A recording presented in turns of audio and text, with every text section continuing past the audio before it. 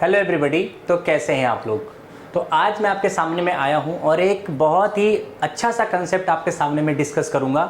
ये 4 या 5 मिनट का वीडियो नहीं होने वाला है, ये कम से कम आपको 20 से 25 मिनट का वीडियो होने वाला है। और इस वीडियो के थ्रू हम आपके साथ मैकेनिक्स का एक बहुत ही बेहतरीन टॉपिक है जिसका नाम है वर्क एनर्जी। क्या है? Work energy. उसके बारे में हम एक टॉपिक पे डिस्कशन करेंगे।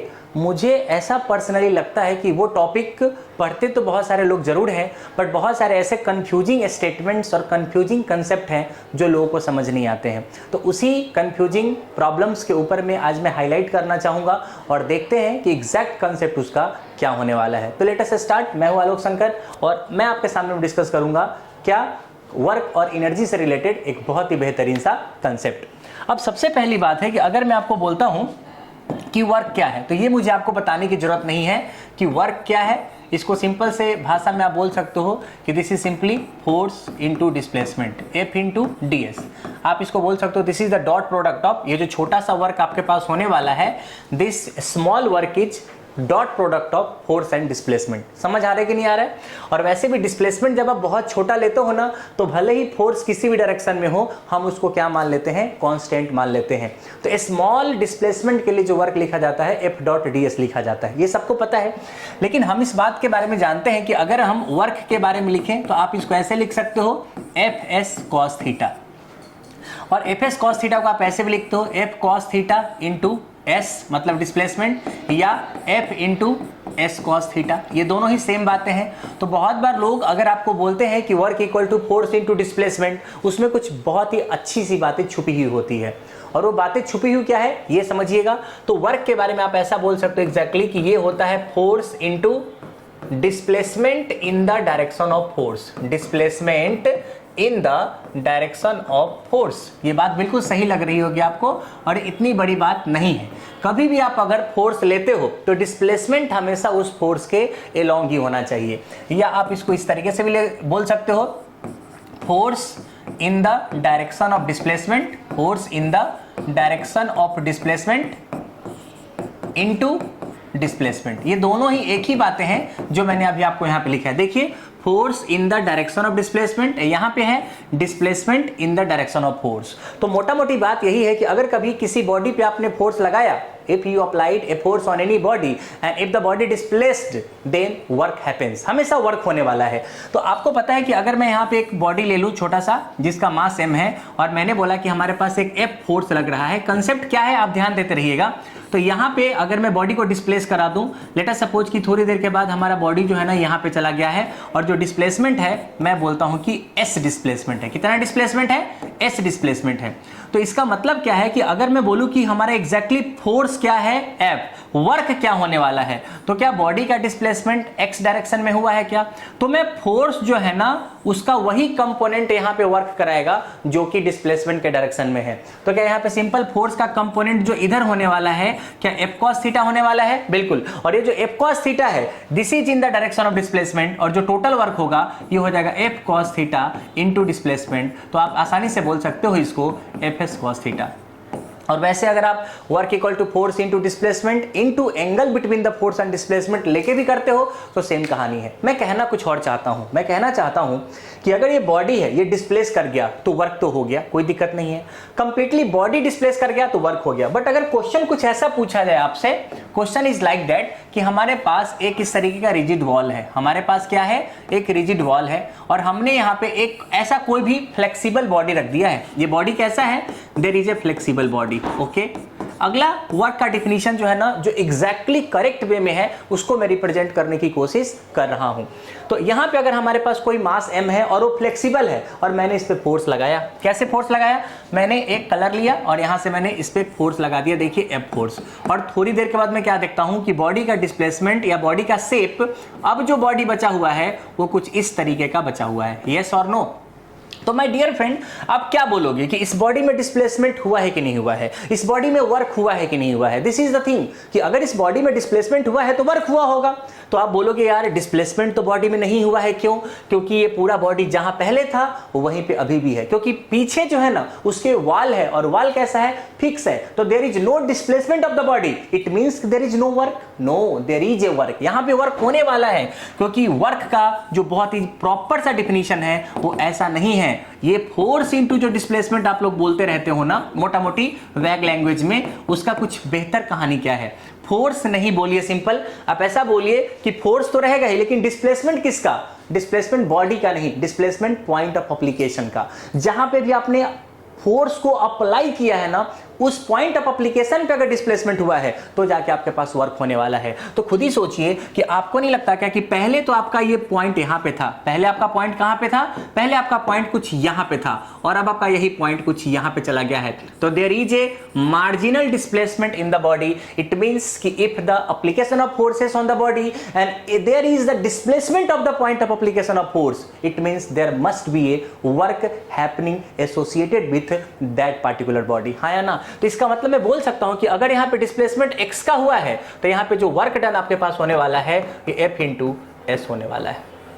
क्या क्लैरिटी है क्या सब लोगों को? सर जी बहुत ही बढ़िया। ये भी प्रॉब्लम नहीं है जो मैं आपसे डिस्कस करना चाहता हूं, ध्यान से सुनते रहिएगा, बहुत ही शानदार कंसेप्ट मैं आपके सामने में ला रहा हूं। तो इसका मतलब एक बात पता चल गई है कि वर्क को अब हम बहुत बेहतरीन तरीके से क्या बोलेंगे? Force into displacement of the point of application of force, displacement of the point of application of force. Clear है क्या? बोलिए सब लोग, displacement of the point of application of force. Now the problem arises कि अब मैं आपके सामने में एक छोटा सा प्रॉब्लम पेश करता हूं। प्रॉब्लम ऐसा है कि मान लीजिए कि मेरे पास एक सरफेस है, ये छोटा सा सरफेस है, और इसको आप ऐसा प्लैंक जैसा भी मान सकते हो कि मेरे पास एक प्लैंक है, कोई दिक्कत नहीं है। और इस प्लैंक के ऊपर में मैंने बोला कि देयर इज ए मैन, और आप इसको जिस तरीके से बनाना चाहते हो बना दीजिए। अब ये आदमी जो है ना अभी रेस्ट में है, फिलहाल के लिए अभी कैसा है? ये रेस्ट में है। तो आप सोचो कि जब ये आप जब इस आदमी को देखोगे तो जैसे ही मैंने बोला कि ये आदमी आगे की तरफ चलना चाहेगा, this person started to walk along the plank के along ये क्या करना चाह रहा है? चलना चाह रहा है, तो आगे बढ़ेगा। अब सोचिए कि ये जो पूरा का पूरा सरफेस है ना, मान लीजिए कि इसमें फ्रिक्शन है, मान लीजिए इसमें क्या है? फ्रिक्शन है। कोई बात नहीं, मेरा मेन मोटो क्या है? अभी चलिए थोड़ी देर के लिए प्लैंक को मैं फिक्स मान लेता हूं, कोई दिक्कत की बात नहीं, ठीक है। तो मान लीजिए कि मैंने बोला कि हमारे पास ये जो बॉडी है, मैन और प्लैंक के बीच में कुछ ना कुछ फ्रिक्शन है। तो क्या होगा कि बॉडी क्या करेगी कि जब भी हम चलते कैसे हैं कि मैं अपने पैरों से अर्थ को पीछे की तरफ पुश करता हूं, तो अर्थ मुझे आगे की तरफ क्या करती है? पुश करती है। तो वही जो पुश वाला फोर्स होता है ना, उससे हम आगे चलते हैं। क्या ये सिंपल सा कंसेप्ट है? आप सब लोग को पता है क्या? इसका मतलब है कि बॉडी पे एक फोर्स तो लगेगा, और फोर्स किसका होगा? Force is of the friction force. वो फोर्स किसका होगा? वो फ्रिक्शन का फोर्स होगा। ओके, इसका मतलब फोर्स लगाया किसने?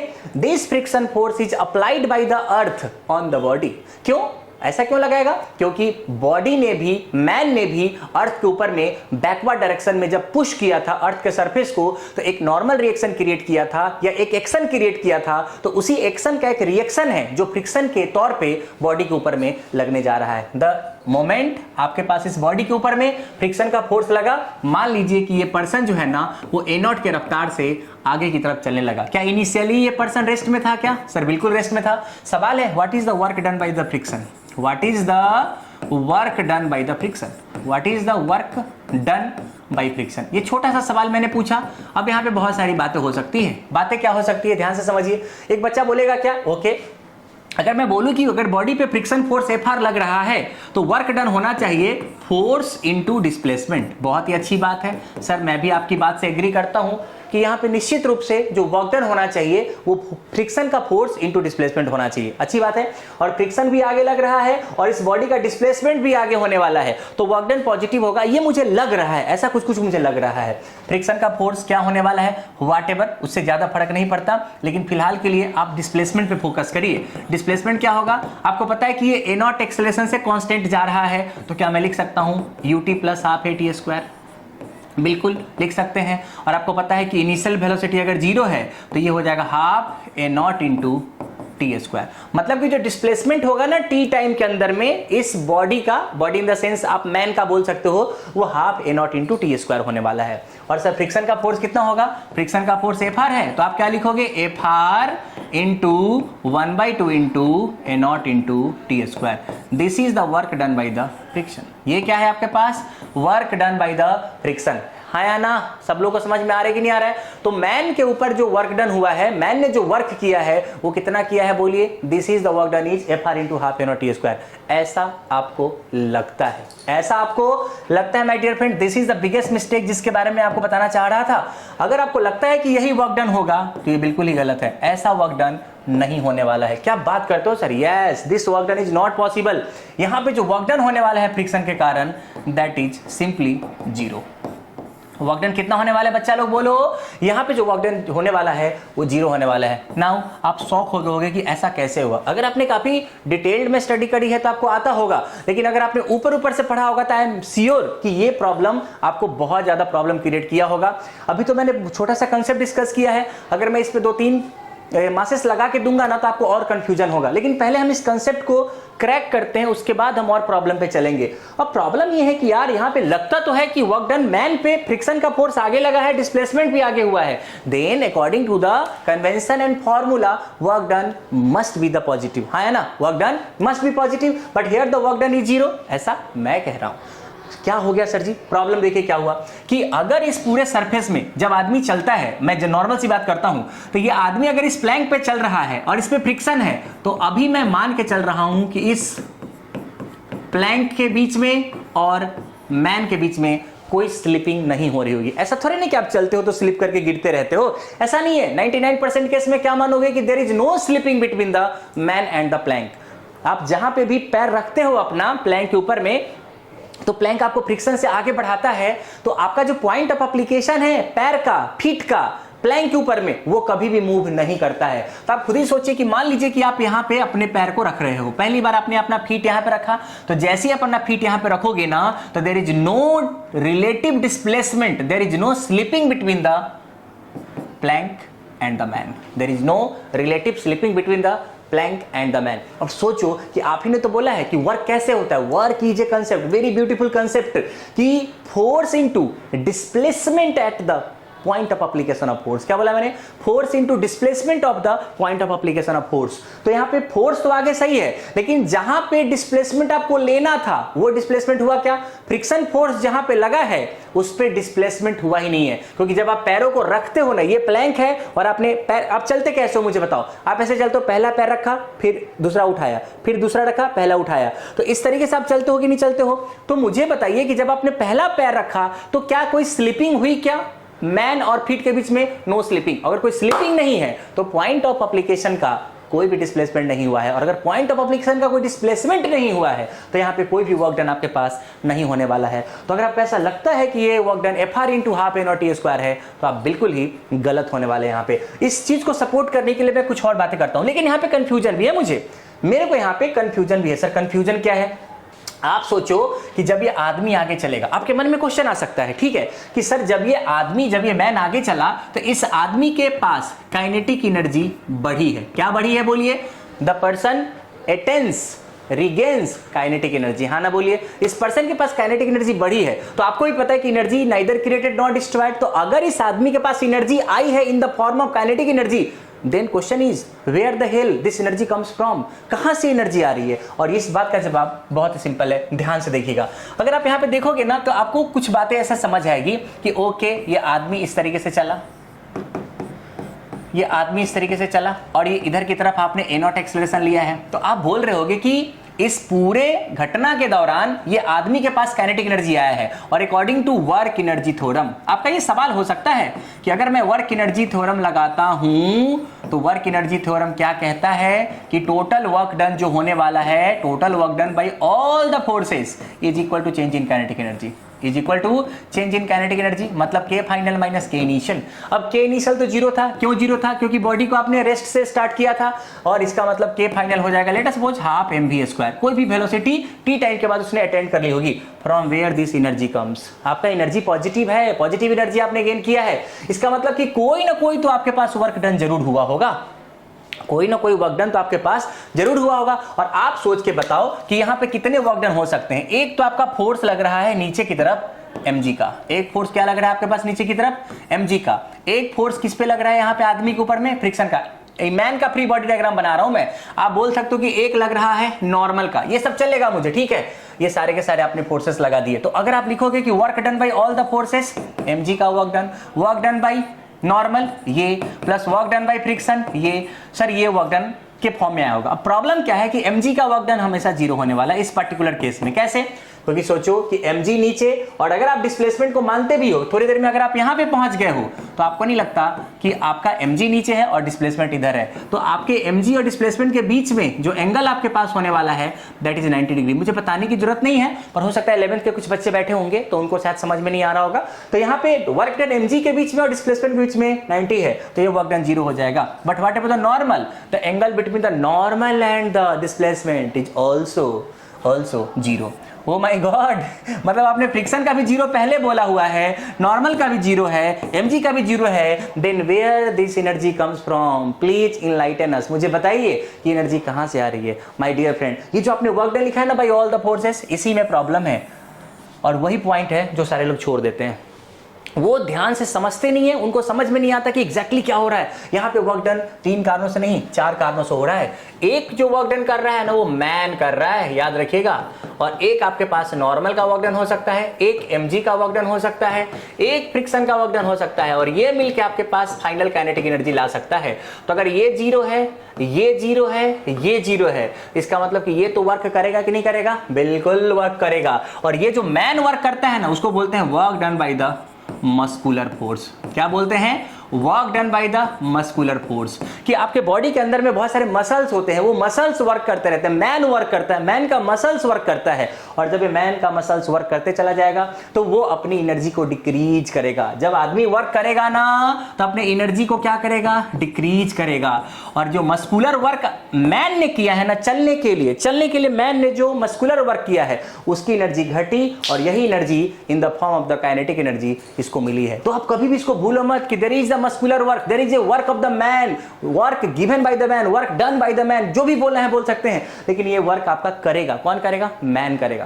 तो इसका मतलब है कि एनर्जी यहां से घटी और यहां पे एनर्जी मिली, तो इसीलिए ये अगर आप इग्नोर कर दोगे तो आपका काम खराब हो जाएगा। तो हियर द एनर्जी डिक्रीजेस, किसके कारण? मस्कुलर के कारण, और वही एनर्जी काइनेटिक एनर्जी के फॉर्म में आगे की तरफ बढ़ रही है। इसलिए आप ऐसा भी नहीं बोल सकते कि फ्रिक्शन का जीरो कैसे हुआ, इसलिए फ्रिक्शन का वर्क यहाँ पे जीरो होगा, बिकॉज जहां पे फ्रिक्शन लग रहा है there is no relative displacement between the point of application of force, ठीक है, तो वहां पे आपका वर्क डन जीरो हो जाएगा।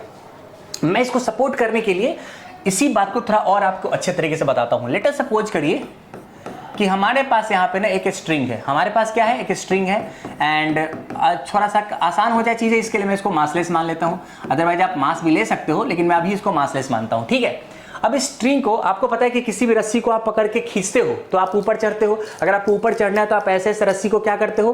खींचते हो, और आप ऊपर चढ़ते जाते हो। क्या है कंडीशन? वो क्यों आप रस्सी को पकड़ के नीचे पुश करते हो तो रस्सी आपको ऊपर की तरफ पुल करती है? क्या न्यूटन्स थर्ड लॉ? हाँ बिल्कुल। अब सोचिए कि मान लीजिए कि यहाँ पे एक मैन है, यहाँ पे क्या है? एक मैन है, उसका अपना एक मास होगा जिसको आप mg बोल रहे होगे, और इसने क्या किया? अपने कानून से बड़े हाथ बढ़ाए और इसको क्या करना शुरू कर दिया? नीचे की तरफ पुल करना शुरू कर दिया। क्या कर रहे हो आप लोग? पुल कर रहे हो। और आपको पता है कि जो रस्सी है ना उसमें काफी सारा फ्रिक्शन है, याद रखिएगा। अगर आपके पास एक रस्सी है, और वो बिल्कुल चिकना है, बिल्कुल ही मतलब उसमें कोई फ्रिक्शन फोर्स नहीं है, तो आप उसको पकड़ के ऊपर नहीं जा सकते हैं। जैसे पिछले केस में भी मैंने बताया कि आदमी का मस्कुलर वर्क डिक्रीज करेगा, आदमी वर्क करेगा तो एनर्जी लॉस्ट होगी, तो वही एनर्जी काइनेटिक एनर्जी के फॉर्म में उसको मिली है। तो जो मस्कुलर वर्क आपने किया है ना उससे एनर्जी डिक्रीज हुई। यही रीजन है कि आदमी जब थोड़ी देर के लिए काम करता है तो वो थक जाता है, पर्सन बिकम्स टायर्ड, बिकॉज उसकी मस्कुलर वर्क होने से उसकी एनर्जी डाउन हो रही है। समझ आ रहा है कि नहीं आ रहा है? अब यहां पे भी सेम बातें हैं। अगर इसके फ्री बॉडी डायग्राम के बारे में थोड़ा बात करने जाएं तो सबसे पहले मैं 2 फ्री बॉडी डायग्राम बनाऊंगा। एक तो फ्री बॉडी डायग्राम ये स्ट्रिंग का। अब सोचिए कि अगर मैं इस पूरे स्ट्रिंग को नीचे की तरफ खींचता हूं कोई भी फोर्स से, मान लीजिए F हार्ड से, क्योंकि आपको पता है कि जब मैं खींचूंगा जब मैं खींचूंगा तो कोई ना कोई फोर्स से खींचूंगा, तो जो भी आपके पास कांटेक्ट फोर्स होगा मैन के हैंड के बीच में और स्ट्रिंग के बीच में, वही तो आपको नेसेसरी फोर्स प्रोवाइड करेगा ऊपर जाने के लिए। तो यहां पे मैंने बोला फ्रिक्शन से पूछा, मान लीजिए इसमें टेंशन टी आ गया, तो आपको पता है न्यूटन सेकंड लॉ क्या कहता है, ये पूरा स्ट्रिंग रेस्ट में रहने वाला है, तो T minus F R equal to mass into acceleration. But आपको पता है कि ये मासलेस है, तो टेंशन का वैल्यू क्या हो जाएगा, एफ आर के बराबर हो जाएगा। इसका मतलब है कि इस पूरे स्ट्रिंग में जितना ज्यादा फ्रिक्शन फोर्स होगा उतना ही ज्यादा टेंशन डेवलप आपके पास होने वाला है, ठीक है कि नहीं है। पर ये जो फ्री बॉडी डायग्राम है ये किसके ऊपर खींचा गया है, this free body diagram is of the string, but what about the man, man के ऊपर का फ्री बॉडी डायग्राम। ये मुस्कुराता हुआ लड़का बेचारा, सोचो इसके साथ क्या क्या हो रहा है, और यहाँ पे फ्रिक्शन फोर्स अब ऊपर लगेगा। क्यों? क्योंकि सोचिए कि इस आदमी ने स्ट्रिंग को नीचे की तरफ पुल किया था एफ आर फोर्स से। आप चाहते तो एफ भी ले सकते थे, पर मुझे पता है कि ये फ्रिक्शन का ही फोर्स होने वाला है, तो मैंने आपको सीधे एफ आर बोल दिया। तो यहां पे जो आदमी है उसने स्ट्रिंग को नीचे की तरफ पुल किया एफ आर फोर्स से, तो न्यूटन थर्ड लॉ, स्ट्रिंग बोलेगा आदमी को कि मैं भी तुझे छोड़ने वाला नहीं हूं, मैं भी तुम्हें पुल करूंगा। कैसे? एफ आर फोर्स से, बोलो है ना। और इस एफ आर फोर्स से आपने इसको ऊपर की तरफ पुल कर दिया। अब मेरी बात ध्यान से समझिएगा, अब यहां पे कहानी क्या है, क्या यहां पे mg भी लग रहा है कि नहीं लग रहा है? बिल्कुल लग रहा है। पर आप सोचो कि जब आप रस्सी को पकड़ते हो ऐसे जोर से और आप ऊपर की तरफ जाना चाहते हो तो कैसे जाते हो? पहले आपने एक हाथ से पकड़ा रस्सी को और आपने खूब जोर से उसको पुश किया। क्या किया? खूब जोर से उसको पुल किया, नीचे की तरफ पुल किया आपने। तो जितना जोर से पुल करोगे रस्सी भी आपको उतने ही जोर से पुल करेगा। अगर आपको ऊपर चढ़ना है, if you want to create acceleration, या आप ऊपर जाना चाहते हो, तो ये जो फ्रिक्शन का फोर्स जो आपने डेवलप किया है ना स्ट्रिंग के अंदर में, वो mg से ज्यादा होना चाहिए। अगर ये नहीं हुआ तो आप ऊपर नहीं जा सकते। आप कभी भी किसी स्ट्रिंग को नॉर्मल पकड़िए, धम से नीचे गिर जाओगे आप, वाह, अब बिल्कुल आसानी से गिर जाओगे, क्योंकि इतना necessary amount of the force आपको चाहिए जो रस्सी पे लगाना है आपको, और रस्सी भी उतना आपको रिएक्शन के फॉर्म में लगाएगी ताकि आप ऊपर जाओगे। इसलिए जो बहुत ही ज्यादा चिकना साइनी टाइप का जो आपके पास क्या बोलते हैं रस्सी होगा, स्ट्रिंग होगा, उस पर आप चढ़ नहीं पाओगे, क्योंकि necessary amount of the friction provide ही नहीं किया जाएगा जो आपको ऊपर की तरफ खींच सकता है। तो ये क्लियर हो गया क्या कि फ्रिक्शन का वैल्यू ग्रेटर देन mg होना चाहिए, तभी जाके आप ऊपर की तरफ चढ़ पाओगे। सर बात तो बढ़िया है, लेकिन आप सोचो कि जब आप ऊपर की तरफ चढ़ने लगते हो तो क्या आपके पास एक वेलोसिटी आ जाती है क्या? रस्सी कैसे चढ़ते हैं? ठुक ठुक ठुक ठुक इस तरह से चढ़ते हो कि नहीं चढ़ते हो? तो आपके पास एक वेलोसिटी आ जाती है। यू मे से आल्सो कि देयर एक्सेलरेशन कम्स, एक्सेलरेशन भी आने के चांसेस है। इसका एक मतलब तो है कि जब आप ऊपर जाओगे तो काइनेटिक एनर्जी इंक्रीज कर रही है। वाओ, काइनेटिक एनर्जी क्या कर रही है? इंक्रीज कर रही है। वर्क डन तो बताओ सर जी, फ्रिक्शन का वर्क डन यहाँ पे कितना होगा? रे बाबा बोलो, फ्रिक्शन का वर्क डन यहाँ पे कितना होगा? मुझे जानना है फ्रिक्शन का वर्क डन कितना होगा। अब आप बोलोगे सर फ्रिक्शन का वर्क डन क्या होता है? क्या फोर्स इनटू डिस्प्लेसमेंट। अब यहाँ पे फिर से आप गड़बड़ कर जाओगे। अब सोचो कि जैसे आपने पकड़ा स्ट्रिंग को, तो जैसे आपने उस पॉइंट को पकड़ा, और मैं मान रहा हूं कि कोई स्लाइडिंग नहीं है, क्योंकि अगर स्लाइड ही कर जाओगे तो नीचे चले आओगे ना। अगर कोई स्लाइडिंग नहीं है तो जो पॉइंट ऑफ कांटेक्ट है उसका कोई रिलेटिव डिस्प्लेसमेंट नहीं हुआ है। And if there is no relative displacement between the point of application of force and the displacement या फोर्स, तो आप क्या बोलोगे वहां पे कि अगर आपके पास जो रिलेटिव डिस्प्लेसमेंट जहां पे आपने पॉइंट ऑफ एप्लीकेशन किया है और डिस्प्लेसमेंट के बीच में कुछ भी नहीं है, तो आपका वर्क डन क्या होना है? जीरो होना है। तो यहां पे पॉइंट ऑफ एप्लीकेशन डिस्प्लेस ही नहीं कर रहा है, इसलिए यहां पे वर्क डन फ्रिक्शन का क्या होने वाला है? जीरो होने वाला है। क्या होने वाला है बच्चा लोग? जीरो होने वाला है। अब आपका माथा ठनका कि अगर फ्रिक्शन का वर्क डन जीरो है, यहाँ यस एब्सोल्युटली फ्रिक्शन का वर्क डन जीरो होगा, तो यहाँ पे वर्क कौन करेगा? फिर बोलेंगे सर यहाँ तो वर्क डन mg करेगा, हाँ ना।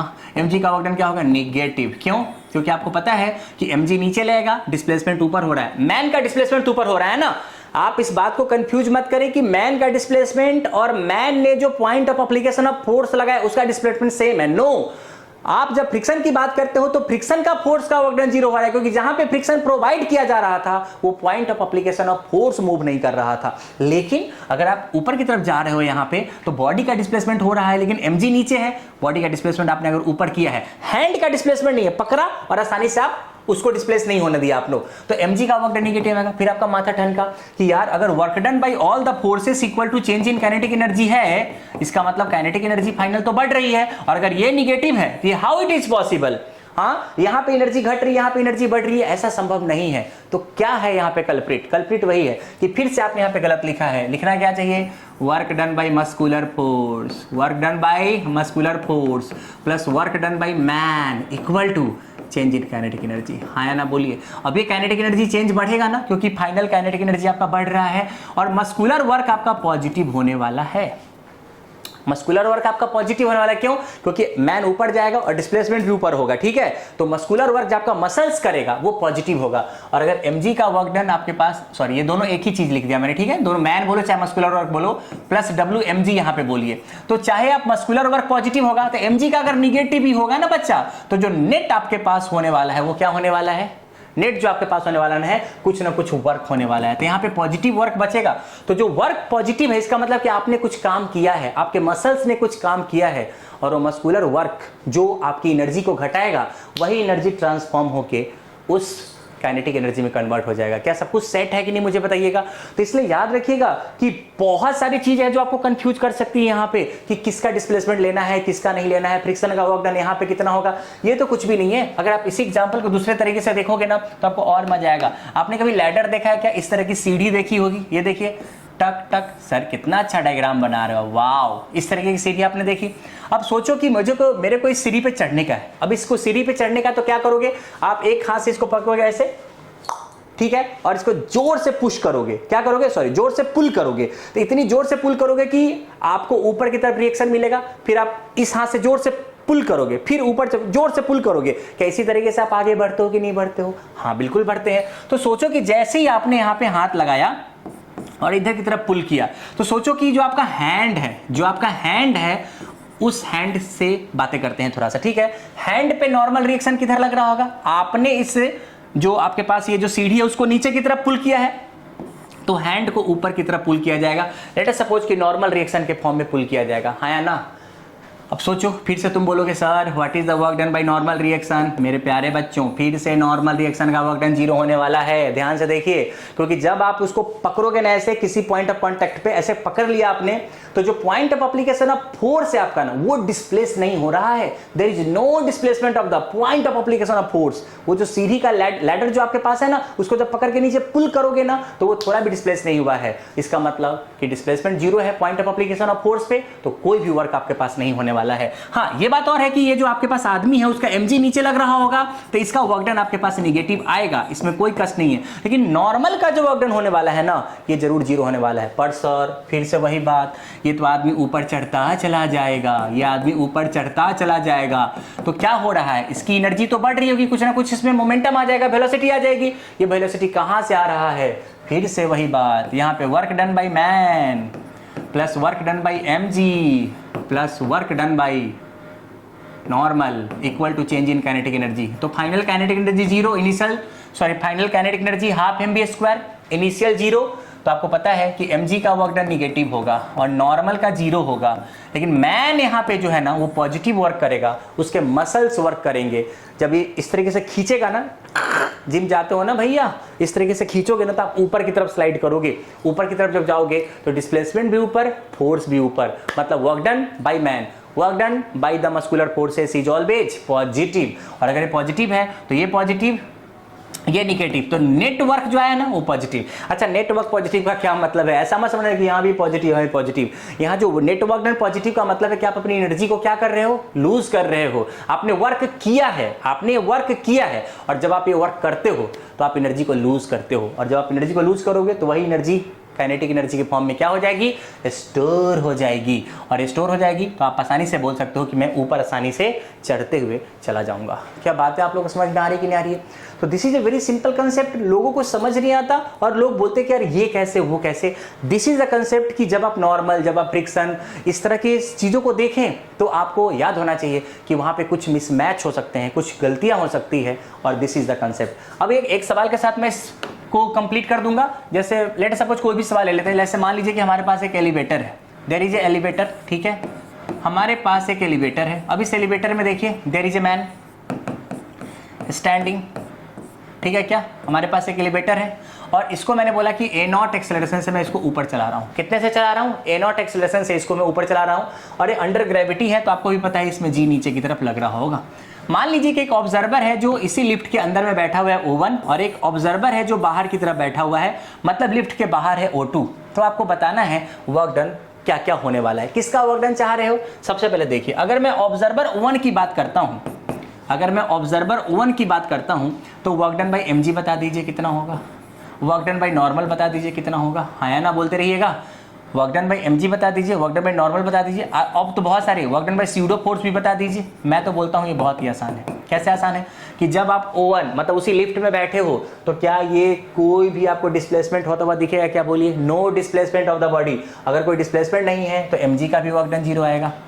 अरे mg नीचे लग रहा है पर डिस्प्लेसमेंट कहां हो रहा है भाई मेरे? ये तो इसी के अंदर में बैठा हुआ है, तो रिलेटिव डिस्प्लेसमेंट 0 हो जाएगा। यही सबसे बड़ा सबूत है कि work is a reference frame quantity.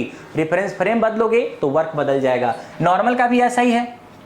अरे नॉर्मल का भी ऐसा ही है, हाँ या ना बोलो, क्योंकि नॉर्मल भी ऊपर लगेगा ना, और अगर नॉर्मल इसके ऊपर लग गया तो आप देख सकते हो आसानी से कि नॉर्मल ऊपर लेकिन डिस्प्लेसमेंट है ही नहीं, 0। और स्यूडो फोर्स नीचे की तरफ तुम लगा लो, मान लीजिए ma0, तो ये ma0 नीचे बट डिस्प्लेसमेंट कुछ भी नहीं है, 0। तो क्या ये बहुत ही आसान है क्या कि अगर आप नॉन इनर्शियल फ्रेम से देखते हो तो यहाँ पे कोई भी वर्क डन नहीं होगा, बट मजा इसका इनर्शियल फ्रेम से है। मैं O2 फ्रेम से देख रहा हूं, मैं ग्राउंड पे बैठ गया हूं। मैं कहां पे बैठ गया हूं?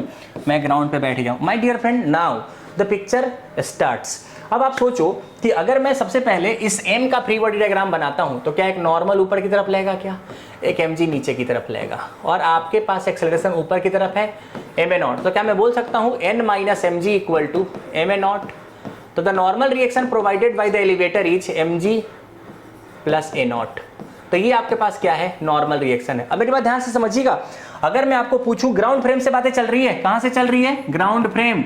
GF मतलब ग्राउंड फ्रेम, वो नहीं जो आप समझ रहे हैं, ठीक है? n equal to m into G plus a0। अब सोचिए कि अगर मैं आपको अब ये पूछूं कि अच्छा नॉर्मल का वर्क डन कितना हो रहा है यहाँ पे, मेरे को mg का वर्क डन में कोई इंटरेस्ट है क्या? सर है नहीं, पर मुझे तो है, बता दो ना। mg का वर्क डन निकालता हूं आपके लिए, देखिएगा mg का वर्क डन क्या होगा। क्या mg नीचे लग रहा है mg, हाँ या ना? और अगर टी टाइम में बात करते हैं तो क्या एलिवेटर चला जाएगा हाफ? अरे ग्राउंड से देख रहे हैं, याद रखिएगा, नीचे ग्राउंड से देख रहे हैं, तो ग्राउंड से अगर आप देखोगे तो क्या एलिवेटर आपके पास ऊपर की तरफ जा रहा है कि नहीं जा रहा है? बोलो सब लोग, एलिवेटर कहां की तरफ जा रहा है? ऊपर की तरफ जा रहा है। तो यहाँ पे आप क्या लिखोगे? इसका एक्सेलरेशन इनटू टाइम स्क्वायर, जो भी आप लिखोगे यहाँ पे। तो आप मुझे सोच के बताइए कि mg का वर्क डन, mg का फोर्स नीचे और डिस्प्लेसमेंट ऊपर, mg का फोर्स नीचे डिस्प्लेसमेंट ऊपर, इसका क्या मतलब समझे? इसका मतलब है कि वर्क डन निगेटिव होगा mg का। अरे सही है ना? अगर ग्राउंड से देखोगे तो इसका यही तो होगा, और अगर आप एग्जैक्टली देखोगे तो इसका एक्सेलरेशन कितना होगा? देखो a0 ऊपर और नीचे g, सब लोग सोच के बताइए कितना होगा एक्सेलरेशन, और कितना होगा आपके पास यहाँ पे वर्क डन बाई mg। जल्दी से बताइए सब लोग, मैं आपको ऑप्शन देता हूं कि what is the work done by mg here. mg का वर्क डन यहाँ पे कितना होगा? क्विकली बताइए मुझे, जल्दी बताइए। तो आप क्या बताएंगे यहाँ पे कि सिंपल क्या हो जाएगा? देखिए ना, ये पूरा ये जो लिफ्ट है वो a0 से जा रहा है ना, तो यहाँ पे क्या लिखेंगे? Half a0 into T square. क्या लिखेंगे? Half a0 into T square. और mg कहाँ पे आपके पास है? नीचे। और डिस्प्लेसमेंट कहां पे हो रहा है? s equal to half a0 T square ऊपर। तो वर्क डन क्या निगेटिव होने वाला है क्या? अरे हो जाएगा minus mg into 1/2 into a0 into T square. ये तो किसका वर्क डन हो गया? This is the work done by the mg। But sir normal reaction का वर्क डन बताओ ना। सबसे पहले नॉर्मल रिएक्शन का वर्क डन, देखिए यहाँ पे बहुत ही कंफ्यूजन है लोगों को, बहुत ज्यादा कंफ्यूजन। अगर मैं work done by normal reaction बताऊं ना, अब मेरे पास समझिए, यहाँ पे नॉर्मल दो तरीके से लग रहा है। Normal on man by elevator. देखिए मैं ये कौन सा नॉर्मल ले रहा हूं? Normal on man by elevator, मतलब कि लिफ्ट ने जो नॉर्मल रिएक्शन लगाया है, क्या वो ऊपर की डायरेक्शन में लगा है क्या? हाँ सर जी। अब सोचो कि ग्राउंड वाले को तो ये ऊपर जाता हुआ दिखेगा भाई साहब, तो नॉर्मल का मतलब क्या है? जो नॉर्मल का फोर्स इनटू डिस्प्लेसमेंट। अरे क्या होगा? नॉर्मल का फोर्स इनटू डिस्प्लेसमेंट। अब मुझे सोच के बताइए कि वर्क डन बाय नॉर्मल जब आप लिखोगे तो नॉर्मल है कितना आपके पास? क्या नॉर्मल आपके पास है mg प्लस ma0? मैंने निकाला है, देखिए अभी यहाँ पे निकाला है। नॉर्मल क्या है? mg plus ma0। और ये किधर लग रहा है? ऊपर के डायरेक्शन में। क्यों? क्योंकि normal on man by elevator चल रहा है, लेकिन इसका डिस्प्लेसमेंट किधर? देखो ऊपर ही। डिस्प्लेसमेंट क्या है? Half a0 T square. सही है कि नहीं? बोलो, ग्राउंड के रिस्पेक्ट में चल रही है। तो अगर वर्क डन बाय नॉर्मल लिखोगे तो ये हो जाएगा प्लस हो जाएगा। क्यों? क्योंकि फोर्स भी ऊपर, डिस्प्लेसमेंट भी ऊपर, तो ये हो जाएगा m into G plus ma0। ये फोर्स हो जाएगा into half into a0 into T square. क्या चमका कि नहीं चमका आप लोगों को? तो ये आपके पास है work done bye the normal. पर ये कौन सा नॉर्मल है? It is the normal which is applied by the elevator on the man. हाँ या ना बोलिए। लेकिन अगर मैं नॉर्मल लूं कि भाई अगर इस एलिवेटर ने आदमी पे नॉर्मल ऊपर लगाया है तो ये आदमी भी तो एलिवेटर पे नॉर्मल नीचे लगाएगा, तो इसका मतलब कि इस एलिवेटर पे अगर तुम नॉर्मल देखोगे तो ये नीचे के डायरेक्शन में है, लेकिन ये डिस्प्लेसमेंट तो ऊपर ही कर रहा है ना, half A nought T square से ये डिस्प्लेसमेंट ऊपर कर रहा है। तो मुझे सोचिए कि बताइएगा कि नॉर्मल अभी भी वही है और डिस्प्लेसमेंट ऊपर हो गया, मतलब सिर्फ इसका डायरेक्शन अपोजिट हो गया है। तो यहां पे जो इस वाले नॉर्मल के कारण अगर आप वर्क डन निकालोगे तो सेम होगा, लेकिन सिर्फ माइनस हो जाएगा। ये हो जाएगा minus M G plus M A nought into half A nought into T square. समझ आ रहा है कि नहीं आ रहा है, बोलिए जल्दी से। अब मुझे सोच के बताइए कि अब आप सोचो कि सर आपने तो बोला था कि नॉर्मल का कोई वर्क डन नहीं होगा। क्यों नहीं होगा? क्योंकि जहां पे नॉर्मल लग रहा है ना, वहां पे कोई रिलेटिव डिस्प्लेसमेंट नहीं है। आप सोचो लिफ्ट में जब आप ऐसे पैर रखते हो तो नॉर्मल का वर्क डन क्यों नहीं होता है? क्योंकि जब आप point of application of force की बात करते हो ना, वो डिस्प्लेस हो रहा है क्या? नहीं हो रहा है। पर सर लिफ्ट तो ऊपर जा रही है ना, तो मान लीजिए कि पहले आपके पास पॉइंट ऑफ एप्लीकेशन ये था और अभी बेचारा यहां पे चला गया है, तो हुआ ना। यही तो खास बात है। देखो अगर तुम सिंगल नॉर्मल के बारे में बात कर रहे हो तो तुम्हारा वर्क डन हो रहा है। सिंगल नॉर्मल मतलब कि नॉर्मल ऑन द मैन तो ये positive work done, but normal on the elevator तो निगेटिव है। मतलब कि जो net work done by normal आ रहा है, W net by the normal, वो जीरो आने वाला है। यही खास बात है, क्योंकि नॉर्मल एक इंटरनल फोर्स था। याद रखिए यहां पे भी नॉर्मल का वर्क डन क्या आएगा? जीरो आएगा। लेकिन लोग बहुत आसानी से बता देते हैं कि नॉर्मल का वर्क डन जीरो आएगा, यहां पे सही भी हो जाता है, लेकिन नेट वर्क डन नॉर्मल का जीरो आएगा। अगर मैंने आपसे ऐसा पूछा कि what is the work done bye the normal which is applied by the elevator on the man, तो आंसर होगा ये वाला। अगर मैंने पूछा what is the work done by the normal which is applied on the elevator by the man, तो negative होगा। but what is the net work done by the normal is going to be zero। तो this is the very simple सा concept जो आपको बिल्कुल समझ में आना चाहिए, और बहुत जगह पे इसका बहुत ही खतरनाक सा यूज करेंगे हम। यहाँ पे बहुत सारी चीजें कर सकते हैं। 2 ब्लॉक रख देंगे, उस ब्लॉक में फ्रिक्शन लगा देंगे, जो फ्रिक्शन वाले प्रॉब्लम है वो भी लाके डाल सकते हैं हम। यहाँ पे कोई भी इनक्लाइंड प्लेन डाल देंगे, वहां पे एक ब्लॉक डाल के छोड़ देंगे। ये सारे प्रॉब्लम जो है ना इसी कंसेप्ट पे बेस्ड होंगे कि फ्रिक्शन का वर्क होगा कि नहीं होगा, नॉर्मल का वर्क होगा कि नहीं होगा। और अगर आपके पास पॉइंट ऑफ एप्लीकेशन डिस्प्लेस नहीं किया है, यकीन मानिए नेट वर्क डन सच में जीरो होने वाला है, जो मैंने आपको करके दिखाया है। तो होप आप सारे लोगों को ये वीडियो बहुत ही अच्छा लगा होगा, पसंद आ गया होगा। अगले वीडियो में मिलेंगे तो कुछ और इसी तरह की मनमोहक और प्यारी सी बातें करेंगे। तब तक के लिए बने रहिए हमारे साथ, सतर्क रहें, सुरक्षित रहें। मिलते हैं अगले वीडियो लेक्चर में। Bye guys, thank you.